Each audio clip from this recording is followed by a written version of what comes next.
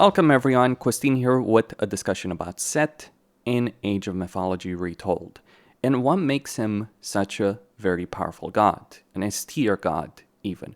Well, it's a combination of things. It's not just one particular benefit, it is a combination of these benefits working together that makes for very powerful gods. And in contrast, when you look at the weaker gods, like say, Ra as an example, it is a combination of benefits that don't quite work out really. Although they have buffed Ra just recently by 10%, so we'll see how that plays out really. Okay, so let's consider Set's benefit. He can summon the animals of Set. Those can give you a combat ability, but not just a combat ability. Like priests can convert to wild animals, but converted animals lose 25% of their food. This is ridiculously strong, because yes, they lose 25% of their food, but on the freaking flip side, with respect to that, you can still hunt them. So you can have priests going around the map and just getting all the wild animals in the map for yourself. You might lose a lot of food in the process, but that is still a ridiculous level of power. Then, very importantly, barracks, siege works, Migdal strongholds cost 25% less gold. Again, a very powerful benefit on its own. You will save a lot of gold in the process. And on top of that, monuments reduce the cost of units in nearby barracks and Migdal strongholds by 5%. It is that final benefit that really sets him apart. The 5% spearman, axeman, and slinger speed, I would not necessarily say that's the make or break aspect, but it is everything else. Now, in terms of his innate god powers, he has vision, so he gets the ability of seeing things on the map.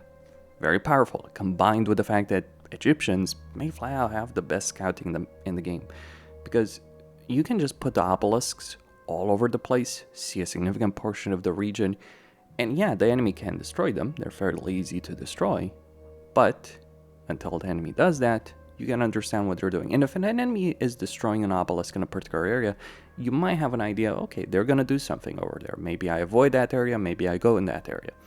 And you can always use vision over there. But on top of that, you get additional charges for the vision god power with no favor cost and granted more quickly. Pretty significant benefit, and a cooldown benefit. And yeah, you get baboons, a set, and various other benefits. Okay, so that's tier 1.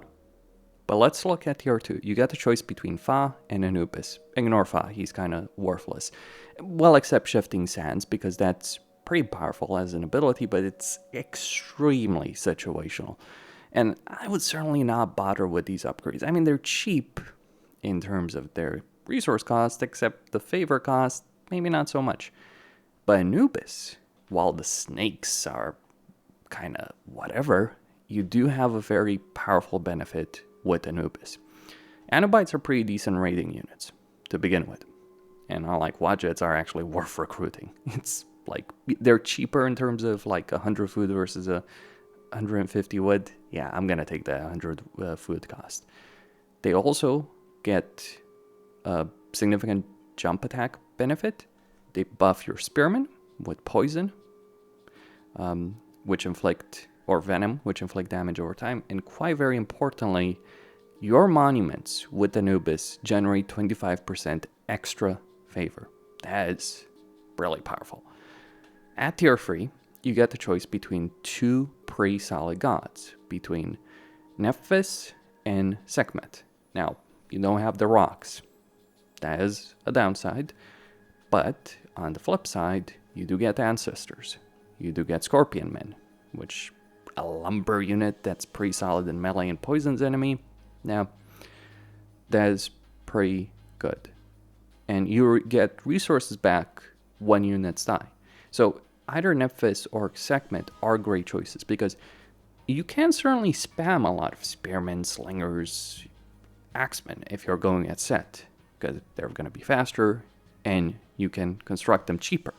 And returning stuff on gold, stacking with sets and innate benefit, yeah, that is pretty powerful. But more powerful, I would say, Spirit of Mot, and then Nepti. So having an extra damage capability for pharaohs and priests against myth units, because all the trash units that you can recruit at tier 2, they're going to be pretty damn weak against myth units. And yes, you have pharaoh and priest, but buffing that up is a pretty powerful benefit as well. And you can occasionally summon leviathans to take the place of ore barges that you lose in battle. Yeah, that's pretty crazy. And of course, we have Sekhmet, Citadel, strong defensive benefit, scarabs. You can buff your chariot archers over there. You can get those scarabs that are pretty solid.